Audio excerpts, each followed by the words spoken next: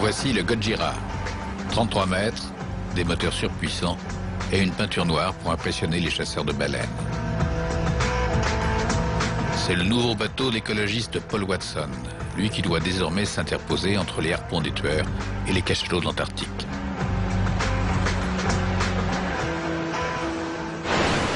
L'ancien bateau, il se nommait Lady Gill, était lui aussi très rapide et surprenait déjà avec ses lignes audacieuses. Lady Gill est mort tristement le 6 janvier 2010. Son équipage blaguait sur le pont quand il a entendu ce sifflement.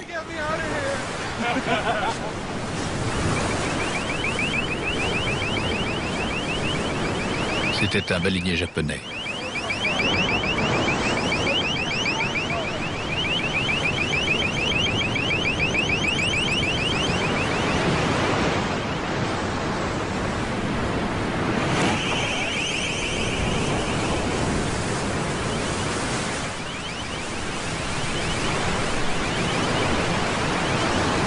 Au fil des années, Paul Watson nous a habitués à ce genre d'image forte. C'était lui déjà à la barre de ce navire, à l'assaut comme toujours d'un baleinier.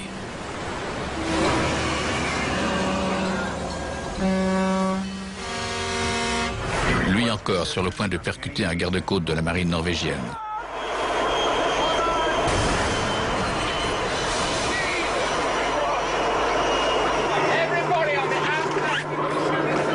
Cette fois, c'était en 1994. Lui toujours, contre les chasseurs de requins.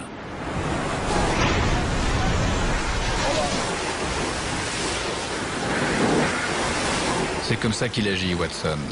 Watson le cogneur. Watson l'écologiste radical. À force de coups de boutoir, il est peu à peu devenu un personnage emblématique.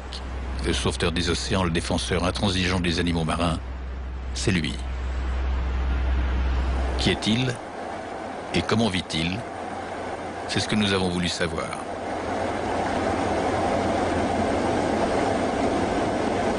Paul Watson est canadien, mais il a son domicile dans une île, au nord-ouest des États-Unis, à la frontière de son pays.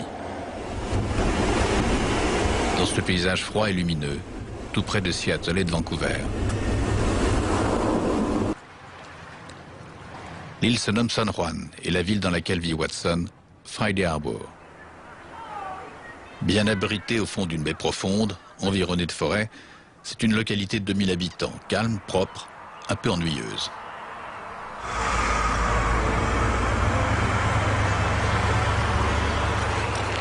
Il habite tout près des quais, au premier étage d'une maison de bois, presque neuve.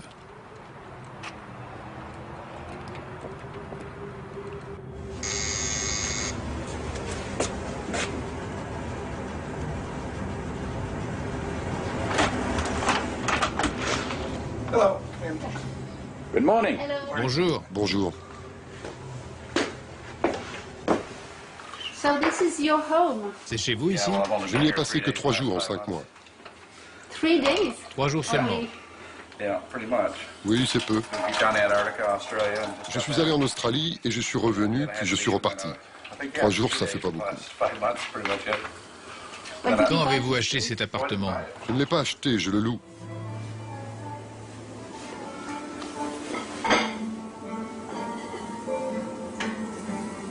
Paul, ce jour-là, nous a servi des œufs sur le plat.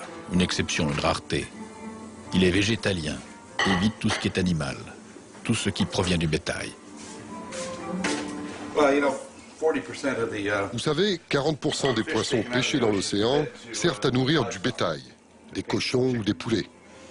Le problème, c'est que nous détruisons les océans, et le plus grave, c'est l'effet de serre dû à l'émission de gaz provenant du bétail. En volume, il est plus important que ce qui provient des voitures. Alors, si vous êtes écologiste, vous devez nécessairement être végétarien. C'était beau quand même. You live alone? Vous vivez seul? Ouais. Pourquoi? Pourquoi quoi? Pourquoi seul? Non, j'ai une fiancée, mais elle vit en Australie.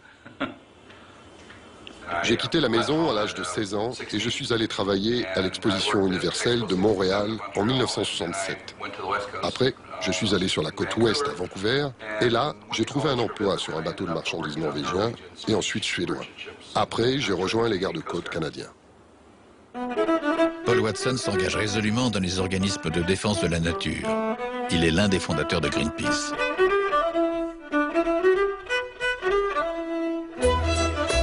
C'est le temps des copains qui, presque en riant, vont fonder un mouvement qui va remuer le monde.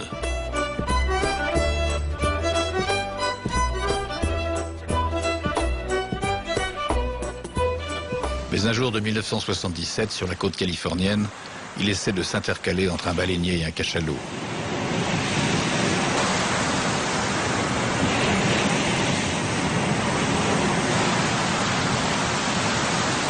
Le harpon passe à quelques mètres au-dessus de son embarcation et touche sa cible.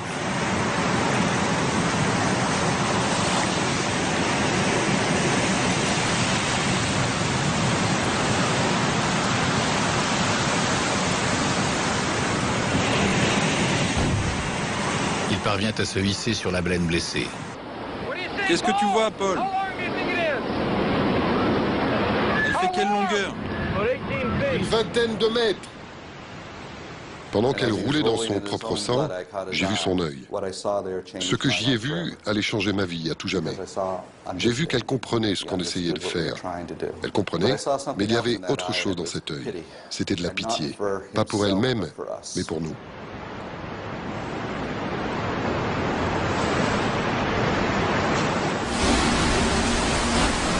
Greenpeace, dont il fait toujours partie à cette époque, est une organisation de protestation. Elle manifeste, témoigne, freine, gêne les baleiniers et autres prédateurs, mais n'agit pas directement contre eux. Ce qu'ils ne supportent plus.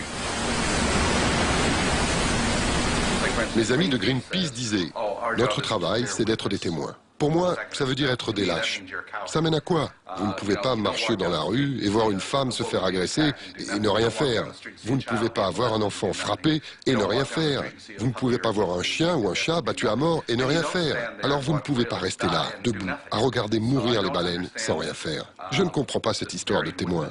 Ça veut dire tout simplement qu'ils ont peur de faire quoi que ce soit. Il crée Sea Shepherd Conservation Society, en français les bergers de la mer, et trouve un financement auprès des sociétés de défense des animaux.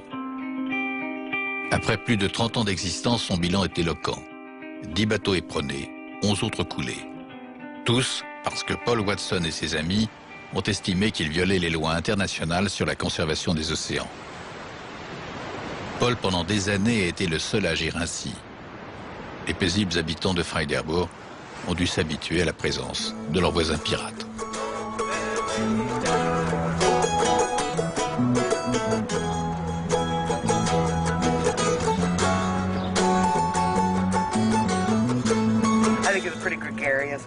C'est un bon guerrier, mais je ne le connais pas personnellement. Il a ses bateaux qui viennent ici de temps en temps. Vous le soutenez? Oui, plutôt. Je pense que personne ne devrait tuer des baleines. J'embarquerai avec lui rien que pour ça. Je pense que ces idées nous amènent à nous confronter à nous-mêmes et nous conduisent à agir d'une manière différente parce que de toute évidence, ça ne marche pas à l'échelle de notre planète. Ça ne marche pas à la manière dont on a traité la Terre et d'autres choses aussi.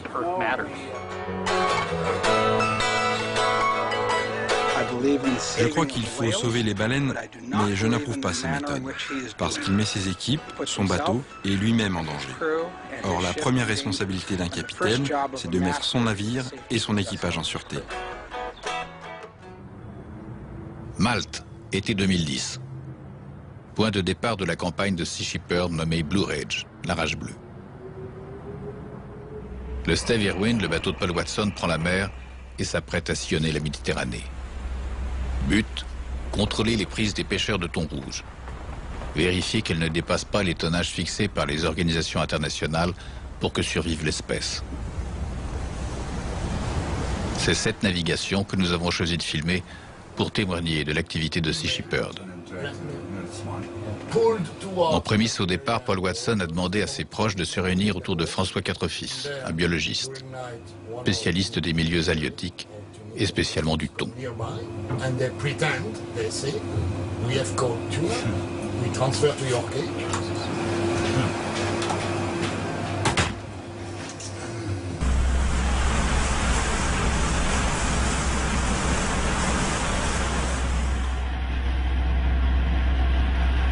À bord, l'équipage est placé sous l'autorité du capitaine Lucky McLean.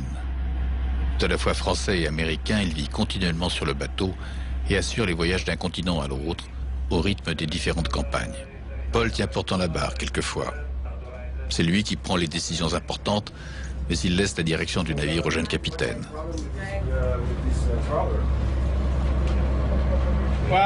C'est le maître, le modèle, presque le héros de l'aventure.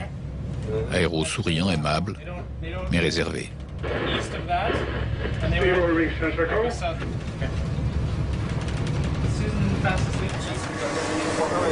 L'équipage est composé d'une trentaine de personnes, la plupart bénévoles. 10 nationalités différentes, des Australiens, des Français, une Colombienne, tous fortement motivés.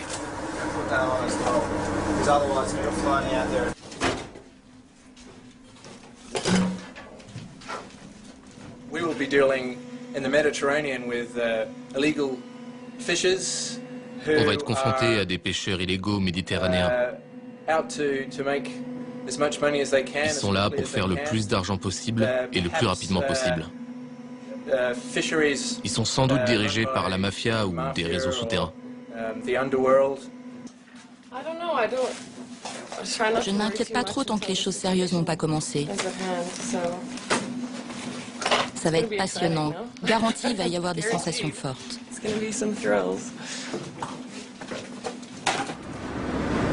Pourtant, pour les bénévoles de Sea Shepherd, les choses sérieuses ne commenceront qu'à la fin de la navigation. Greenpeace, l'organisation rivale, va leur ravir la vedette. Les thons rouges, immédiatement après avoir été capturés, sont transvasés vivants dans des cages faites de filets cylindriques. Ces filets sont ensuite tractés d'un bout à l'autre de la Méditerranée. Les thons vont y vivre et y grossir jusqu'à ce que la commande d'un poissonnier japonais n'implique leur abattage et leur expédition à Tokyo ou ailleurs.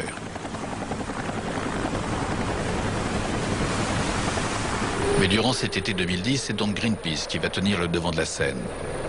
Elle va attaquer les cages dans lesquelles sont stockés les thons tout juste pêchés.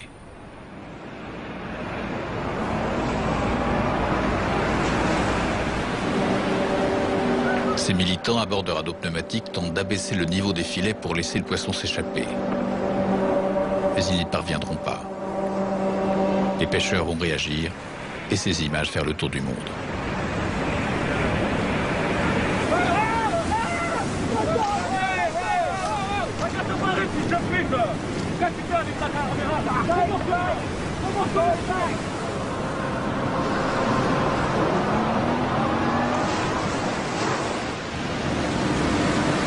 Pendant ce temps-là, et au cours des semaines qui vont suivre, Sea Shepherd inspecte les cages et tente, d'abord sans succès, de prendre un fraudeur sur le fait.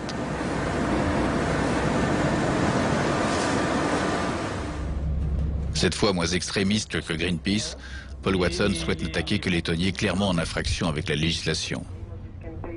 Il croise les navires qui surveillent les pêches. Ici, le commandant Bouhan de la marine française, qu'il met en garde par radio. Faire respecter les réglementations internationales de l'ICCAT, comme en 2008 et en 2009.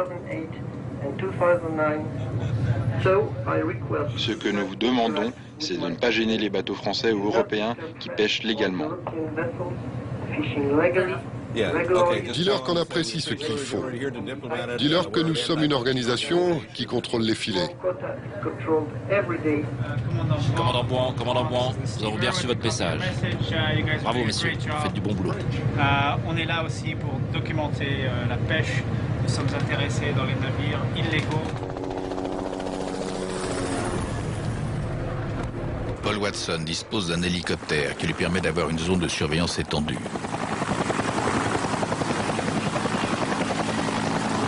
C'est son pilote qui repère, enfin, 2 cages tirées par des bateaux italiens et maltais qui lui semblent suspectes. Nous sommes actuellement au-dessus d'un bateau tractant 2 cages à thon reliées l'une à l'autre et il y a des poissons à l'intérieur.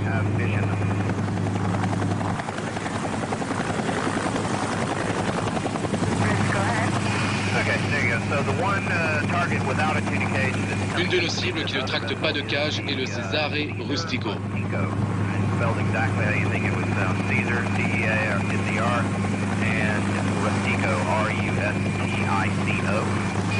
Et le deuxième vaisseau qui traque les cages à thon est le Rosario Tuna.